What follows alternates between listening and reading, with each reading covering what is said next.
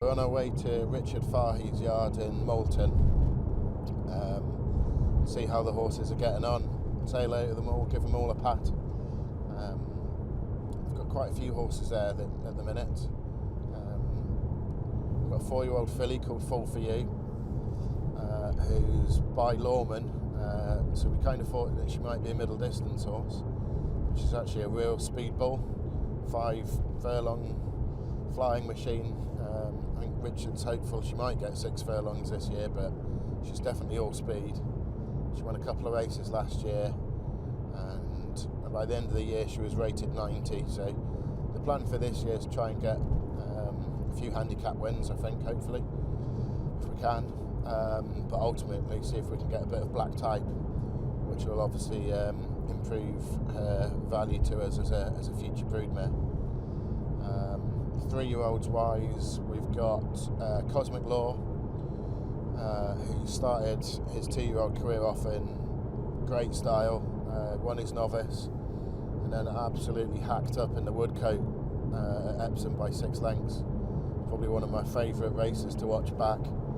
I love the Woodcote. I love its history as a sort of 2-year-old prep race for Royal Ascot, and to win it, to even have a runner in it was pretty cool, but to win by 6 or 7 lengths or so was amazing. I absolutely loved that.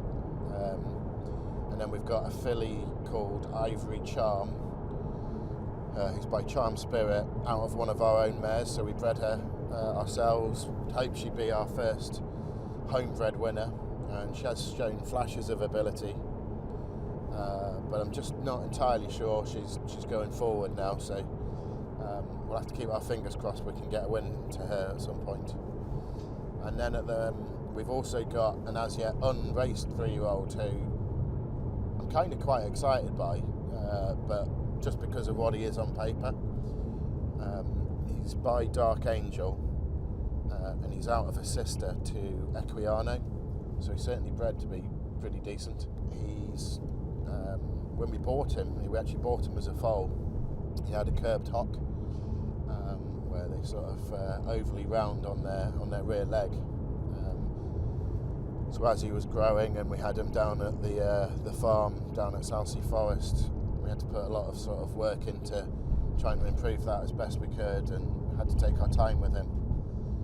So he's still unraced at the minute, but fingers crossed he could be quite exciting. I know he's shown some glimpses at home that suggest he might have a bit of ability. And then we've got a couple of 2-year-old fillies with Richard at the moment. First obvious one's Mighty Spirit, who we threw right in at the deep end at Newcastle on Good Friday into a conditions race, taking on one of the sort of best 2-year-old fillies so far this year, Archie Watson's Lady Kermit. She absolutely fluffed the start, reared up in the stalls just as everything else was getting going. Gave the whole field 5 lengths, probably gave the winner 10 lengths. PJ gave her a kind of compassionate ride home. He saw a few in front of him start to struggle, he said, so I just pulled her out to ask her to go past as part of her education. And he said she absolutely took off, and she didn't half fly the last 3 furlongs or so.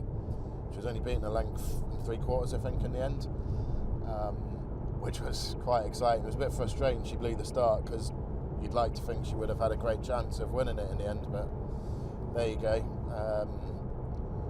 We're going to look for something else for her. It might be a novice race, or Richard's maybe thinking of going straight to the Mary Gate at York, a listed race.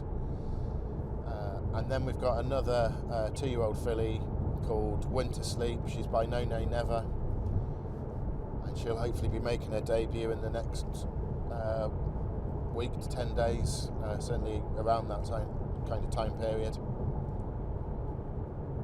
And fingers crossed, we're quite hopeful she might be decent as well, so hopefully we have a good year with the horses at Richards.